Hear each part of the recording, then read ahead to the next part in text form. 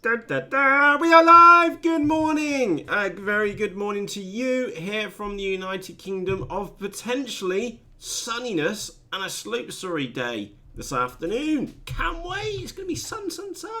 So, what have we got on the topics list for you this morning?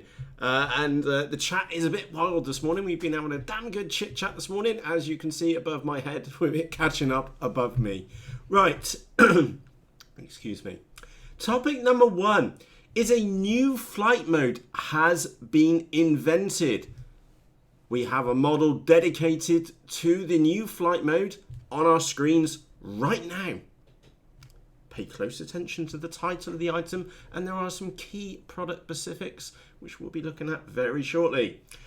Topic number 2 is yesterday's vote results are in. That was foam versus Bolsa wood. Topic number 3 is if the wife asks. Oh, and by the way, I presume the audio is nice and clear. Yes, thank you, Kev. Sound 5, video 5, host about a free, bit fuzzy around the edges. Hey ho. Topic number 4 was Hobby King's candy drop was grossly disappointing. We'll get to that in a few moments. Topic number 5. I have quite a few topics for you this morning. I've got the FFree Shadow wing here on my desk, and we'll have a quick update on that wing. Starting to look really good.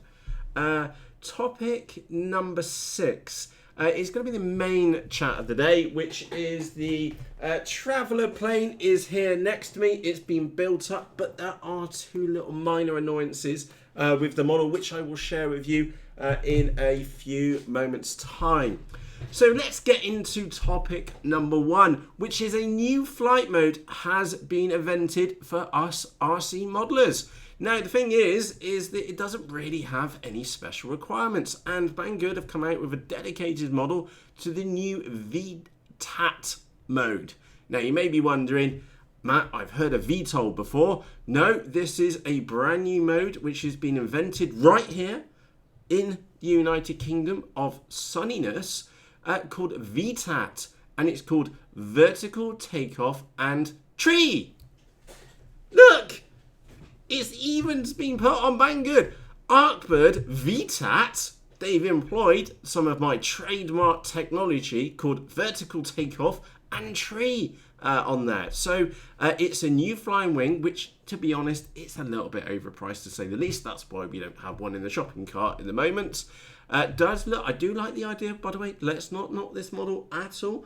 I do like the idea of twin doodads on the front. That would make it spin rather fast. I was thinking about that this morning, sorry. Like I said, I assume the role of being aged 12 and 1/4 in this channel, so I make no apologies for odd references from time to time. So it does look like a kind of cool model, and a flying wing with 2 motors on the front, that's got to be pretty cool.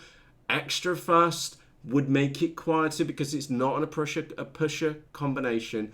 But the reason why I'm taking the piss is because I do feel it's a little bit overpriced, to say the least. We had a good chit chat about this in the Facebook group yesterday. At $73, we're above the 50 quid marker, and it does kind of feel like a cheaper model, if we're completely honest, in there. But anyway, just moving into the flight modes. And where does it say here? Guaranteed. So let's have a quick look. Item name, Arcbird VTAT. So Vertical Takeoff and Tree RC aeroplane kits. And we have an 816mm wingspan, which was, by the way, one of the things we were about pricing. It did feel like overpriced for the actual wingspan. Because if we go on up in the dollars range a little bit more, you can get some more fantastic models for your money. Horizontal vertical mode, key switch intelligent control, which is absolute rubbish because it doesn't include the Arcbird with it. Support, balance, return, logic, and fence and other functions, which again is brown stuff because you have to buy the Arcbird separately. Guaranteed to land in a tree is the product feature, which has been listed on my slightly amended Banggood product page. I'm sorry, it's really easy to do. You can edit the pages live. And it's not April the 1st yet. So we will get to tomorrow's special. If I'm not flying, actually, weather looks absolutely fantastic. First thing tomorrow morning, and also Sunday looks absolutely amazing. So I might end up doing a dawn flight, and again, I'll keep you updated in the Faceballs group with the current progress on the flight. And as many of you know, I haven't really flown for absolutely ages, except for chucking that S back, which is a fantastic model, but I don't suggest you buy one because it's just like wafer thin. Anyway, topic number 2 is the votes are in. Now, by the way, the VTAT mode has been painted in by myself here in the United Kingdom of Sunniness, and it can be employed by any pilots. You take off vertically and then stuff it in a tree. Easy flight mode to be replicated. Right, on to topic number 2, which was the vote from yesterday. So yesterday we had the vote, which was foam or Bolsa. Now I did pop in an extra one, and surprisingly Marrow got a good proportion of the votes. It was almost a contender for Bolsa. So those of you which like to fly Marrow, well done. In fact, they actually got my vote as well. I thought it was kind of funny. So yes, that was the results from yesterday. Foam was the winner from yesterday's vote, but down there at the bottom, hitting it from the rear, was the Marrow.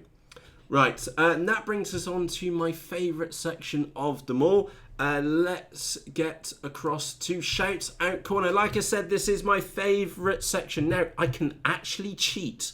And as I discovered this morning, I can click on the Participants tab and get all your names. How easy is that for me? So a very good morning to Andy, to Lee, to Brad, to Crash Copter Good. Good morning, Jim. Good morning, Joanne. Good morning, Camel. Good morning, Kev. Good morning, Kevin. Good morning, Chris. Good morning, Lauren. Good morning, Mark. Good morning, Riff. Good morning, Tom. Good morning, Turbo Tyler.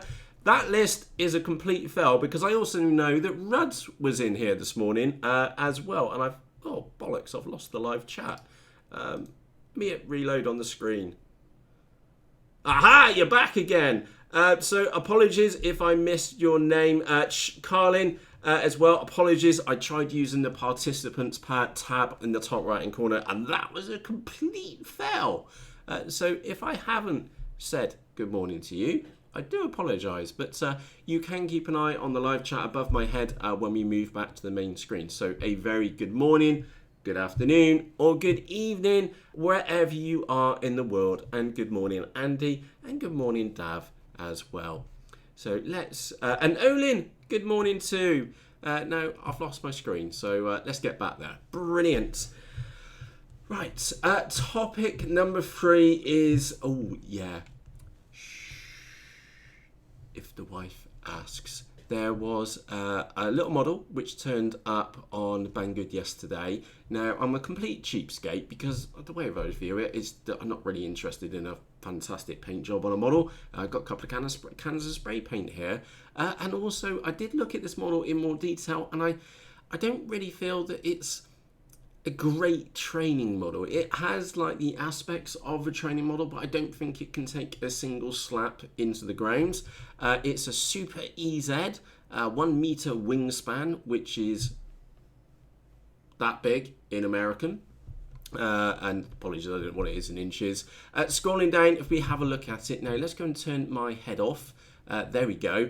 And you'll see what I mean about it not being ideal for a trainer, like as a brand new model for someone to learn to fly with, because as we all know, we will stick the nose in the ground to try and kill some worms when we are learning to fly, and unfortunately while we are slightly more experienced as well.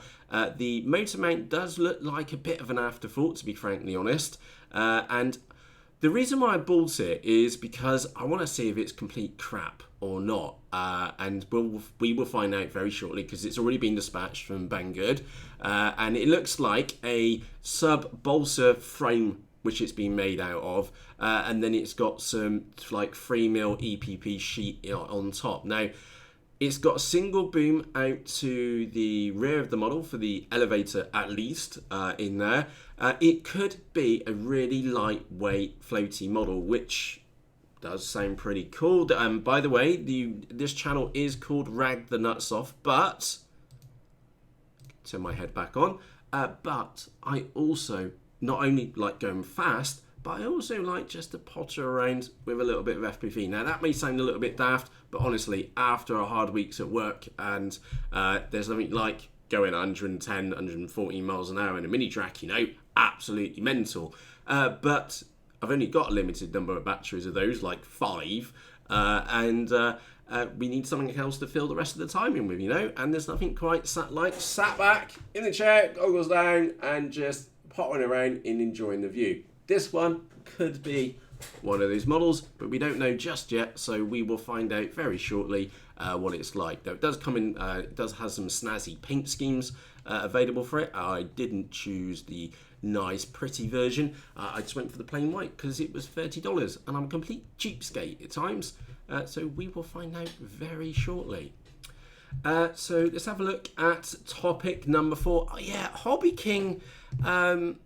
Your candy drop could have been a lot better. Let's look at what we could be doing with a candy drop on the bottom of an RC model. Now, those of you which have seen Operation DD, or as it really does need to be called, Operation VD, is that you could potentially drop other things from the bottom of an RC model airplane and dropping coins to giveaway models, while a very good, very worthy effort.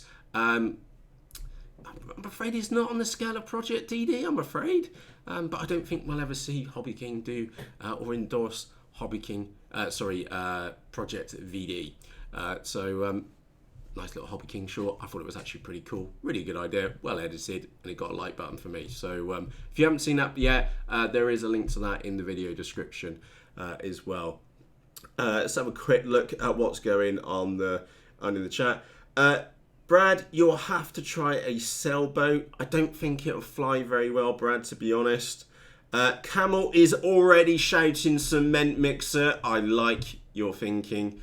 I really do. And I really must get round to the cement mixer incidents. I'm sure that the Decathlon Scout will enter the cement mixer by one form or another. And I do have some Duff Lipos here as well. And I also have a little bit of petrol too. So I will get around to that one sooner or later. Let's have a quick look. Flying boats, absolutely. Send the idea to flight test. Yeah, I don't think that one will go down particularly well with flight test. Yeah, Andy say Hobby King tried, but they failed. Yes, they failed at doing something like Project DD. And by the way, if you have no idea what Project DD, there is a episode on my YouTube channel. It is rated 18 for a very good reason. And it has me with my head on my desk laughing my head off, as I'm sure you will do if you watch that episode. But do be aware, it is rated 18 for a reason. And good morning, Stu, as well. Happy days. So yeah, anyway, 10 out of 10 for Hobby King on that note. So let's move on to topic number 5, which is the FFree Shadow Racer. Now, as many of you know, this one turned up, literally next day from ordering it. I was super impressed with that. UK-based company, 50 quid in pounds in UK pesos. It's about $62 US. So that's what I was using as a reference for the VTAT model, which we spoke about earlier. This the FFree Shadow has a larger wingspan. It's better in many different ways, but again, we can't be too mean to the VTAT model because it has the VTAT technology, the vertical takeoff and tree technology, which I sincerely hope this one does not. So yesterday we got her glued up. She's also wired up as well. This is the progress on her so far. Now, you will notice my one slight whoopsie, and like I said, if I was doing this model again, I would definitely put carbon fibre in there, but I would have put that carbon fibre rod further down in the main section. Hence, unfortunately, it has poked out a touch, so I will be in there with either the Dremel or a pair of wire nippers later, and I'll cover up my little screw up later. And again, once it's covered with some fat nut, and you can already see that I'm going to be covering it with white covering film. Once I've been and covered it, nobody will know it was there, only me and you, because I've just been and showed you it. That's the layout which I've gone with. Little Corona 939 MG servos on either wing. I've embedded the receiver in the wing, and you'll notice that I've got the antennas at 90 degrees to each other, which you can just about make out on the picture. And suddenly I've gone all dark. Right. I've cut out the hole for the Runcam 2. We will have a Runcam Owl Plus in the nose. Battery, 2200, 4S, 1800, 4S graphene pack. We will be putting a bloody great big Cobra 2814 1700 kV motor on the back. She is going to be particularly quick, to say the least. But with such a deep wing chord, it is going to be a little bit floaty. So, yeah, it's going to be a curious one. And we mount the ESC back here. I'm quite impressed with it so far. And we have a quick nose at the bottom as well. You'll see what's going on. Yeah, nice big main spar going all the way through. I did put the 2 extra spars in there as well. Yeah, really straightforward to build, to be honest. It was a bit of a pain trying to hold it. Like, I had to sell it like glass fiber tape, like, to hold the wing together as we were putting it together. But all in all, quite impressed. We'll see how it flies. And again, final judgment always comes once we get the model in the air, because we've had models here before and they've been absolute dogs to build, and I mean like absolute dogs, and then we stick them in the air and all is forgotten. And then the reverse of that, we've had models here which have been really easy to build and then just been complete utter shite. So we'll find out very shortly on that one as soon as it's been built. And also a very good morning to Van and Go2499 as well, and Anthony, good morning as well. And I think I said good morning to Joe and Lauren, of course, so apologies if I missed your names. I tried cheating this morning on the participants list and it was complete fail, so apologies for that. Right, that brings us on to the main topic for this morning's RC Coffee Chat, which is the Finwing Traveller Plane. Now, I have her here next to me. She is pretty much built. Obviously, I do need to add some FPV kit on her. That's the last task which I've got to go. But let me word this correctly, because I've done a little bit of pre-chat on here, because I don't want to upset anybody on this one. So, number one, I would like to stress, I kind of like the model. It's here. It looks bloody cool. Okay. Number two, it's made from black molded EPP foam. So it's the same kind of foam which we've seen before in the Reptile S800, and we saw how robust that foam was. Literally stuffed it in numerous trees and it still went on to fly again. Now, the other thing is as well is that there's been obviously some time, effort and energy spent on the actual build of the design of the model. However, this is where we get into the two negative points which I found so far in building mine. The first one, and I want to get this right, is the tail joint is a little bit sloppy. Now, the easiest way for me to show you is that image just there. So let me just put this up. So yeah, you can see how much slop is in this tail joint, and let me just put this on the screen. Right, and actually let me just take the wing off for a moment. And by the way, these clips are on a wing like that, they're in really that much force. Well, actually, when you see the motors I've stuck on it, there might be a little bit of force on those models. But the 2 points which I'm going to point out is this one. So let me make sure I got this on here. You watching? Okay. Well, number one is that. And I'm not making this up, the catch is on.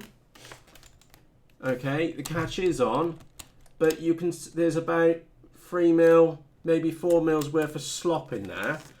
And even if it was done uptight, you ready for this? As well. And what it is it's the combination of you've got rods here which are in the tail, and then they go into, and I can't, yeah, there we go. Let me turn it around that way. Right, so you've got the rods here. This big rod in the middle, the big tube, is a perfect fit, and you can see it's scuffing on the tube already.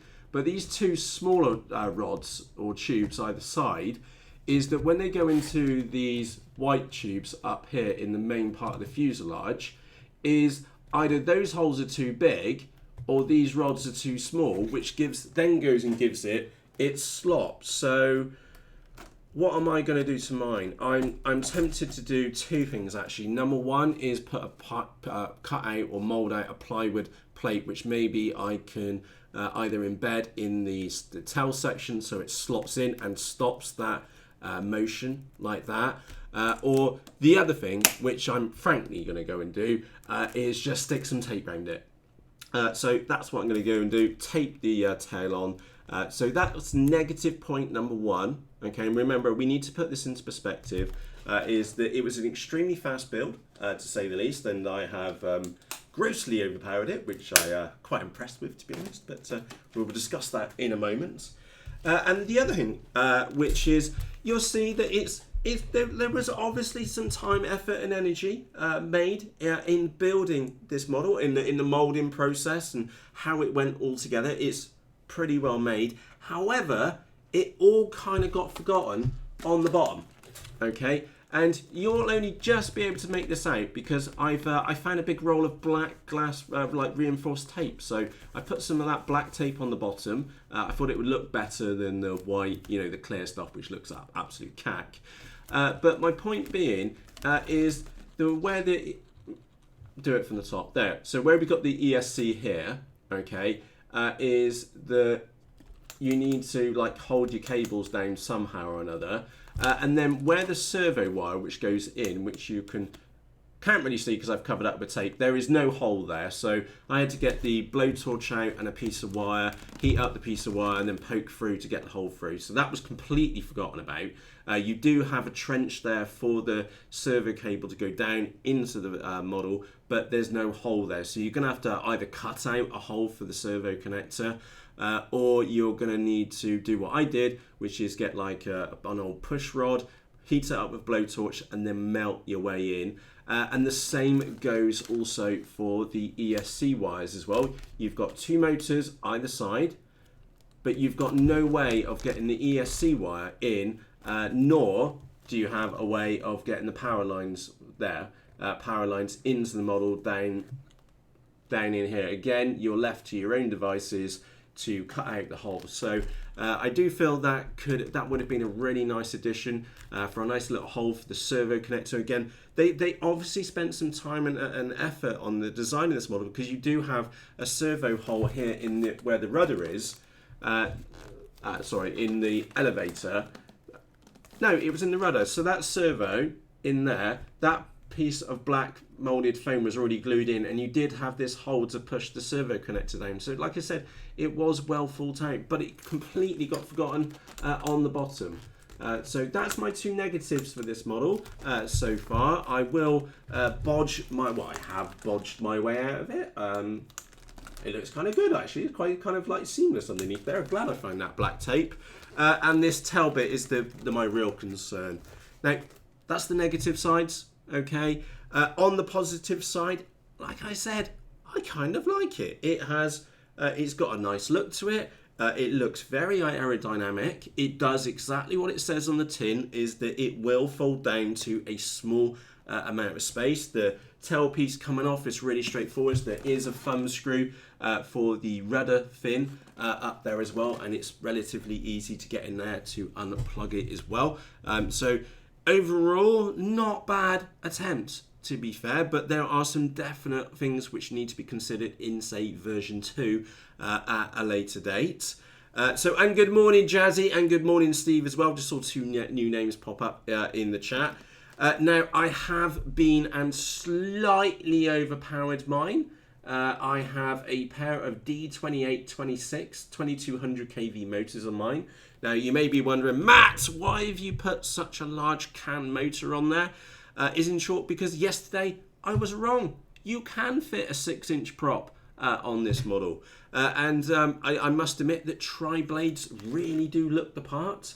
But I do have slight reservations that these are 6045s on a D2826, which we know that the perfect prop combo is a normal prop blade, which is a 6x4. So not only is it over-propped, by the pitch, has got an extra blade on it as well. So I've put these on here. And I've fired it up, even on 3S, about quarter throttle with both the ESCs calibrated. It wants to go now. So I am a little bit concerned that I have been and overpropped it a touch. And I will go and dig out some smaller 5-inch tri-blades on there. Because to be brutally honest, is that I think that it does look better with tri-blades, to be honest. Oh, and it does have that beautiful, and I mean, if you've ever heard it, when you've got tractor motors, dual tractor motors on the front of a model, is that once you hear one of those fire up, you really know it's got a very distinctive sound, and it does sound fantastic. So I do like the tri-blades, but to be honest, I am going to go and see if I can find some 5-inch ones instead, because otherwise I will be landing with big glowing motors, probably melted ESCs, and rather puffed batteries if I take that out like that in its current form. So yeah, yesterday I was wrong. You can fit 6-inch props on there. You can fit 6-inch props on there with a smaller can, but I literally looked at my motors box and I've got 4 of these motors. So it was kind of a no-brainer. I needed something with a bit of a higher kV rating. 2200 was a good kV rating for that. These are great motors. They've done really, really well for me in the past. So yeah, that's what we've been stuck on there. And like I said, kind of like it, besides those 2 little negative points in there. So as always, we will hold off final judgment until we get her in the sky, which will be this weekend. And we will be flying fast. Brilliant. And Steve says, Matt overpowering something? Never. I don't see where we can go wrong, to be honest. It's either going to go really, really fast, or we're going to come down in flames. It's going to be great footage either way. Matt don't know how throttle works. No. See you later, Stu. On a serious point, I do get comments on the Flightline that I have like a switch throttle effect, which is it's just the way we should fly, you know. Let's go straight up. It's the way it's got to be done. Right, Matt. Sure, you couldn't shoehorn the Merlins in it. Yes. You've seen the size of my Merlin engine. Absolutely massive. Right, and it's time for us to wrap up. So I'm going to quickly recap what we've been and covered today. So number 1 is that we had a new flight mode which has been invented. It's called VTAT. It's vertical takeoff and tree, and you don't need a special model like this one to do it. Is that it's available to everybody with their RC models. Topic number 2 was yesterday's votes were in, and Marrow was almost a contender for the foam versus Bolsa question, and unfortunately for the Bolsa guys out there, foam did win in the chat yesterday. Foam is fun, in short. So Matt, magnets in tail. Is it supposed to have magnets in the tail? I didn't see any magnets in there. Hey ho. Right. Next topic was shh, if the wife asks. Got this little model on the way to us. It was only $30. Or in fact less than that, and it'll be here sometime in the future. No idea what it's going to be like. It could be utter crap. It could be really good. Don't know yet. We had that conversation about going stupidly fast and doing crazy stuff, and then on the flip side, there's something on equal par. Sat down there on the flight line, goggles down, having a pot around. Really good fun. Topic number 4 was Hobby King's Candy Drop Capers. Unfortunately not on the level of Project DD, but still pretty good, to be honest, guys. Then we looked at the FFree Shadow build progress. She does need a little bit of tweaking, and then she's ready for LAM, so we're not that far off that model at all, and it's going to look pretty damn good, I hope. So yeah, we'll find out on that one very shortly. And the main topic today was the Finwing Traveller Plane, and by the way, I've put links to everything which we've been and covered today in the video description, except for the Facebook, the one which I haven't mentioned is the Faceballs group. There are now over 700 cool pilots like me and you in the Faceballs group. It's called Rag the Nuts Off, and there is a link to the Facebook group in the video description for you. Literally just go and click on Show More and click the join button in the top right hand corner, and one of us will pick up your join request later this morning. Let's have a quick look. Oh, yeah. Brad, sorry, right, now, thank you, I understand that. So Matt, he meant add magnets, that will remove the slop. No, it needs more than magnets to stop that slop. So it needs something more physical in there to stop it. So yeah, I'm thinking like maybe a piece of 4mm plywood mounted in the tail boom. And then dug into there, that will give it, like, it'll create a key and it will stop the rocking motion, because a tiny little bit of rock here ends up to, and you've seen the size of the tail, it's like a great big axe, you know, or a paddle. It could dig its own grave, you know, it's massive. So a little bit of movement here does turn out to a lot of movement out here on the elevator. So yeah, I'll go for a physical restraint on it. Magnets probably wouldn't be enough on the tail, to be honest, but really, really good idea. Sure, you don't need a bucket to remove slop.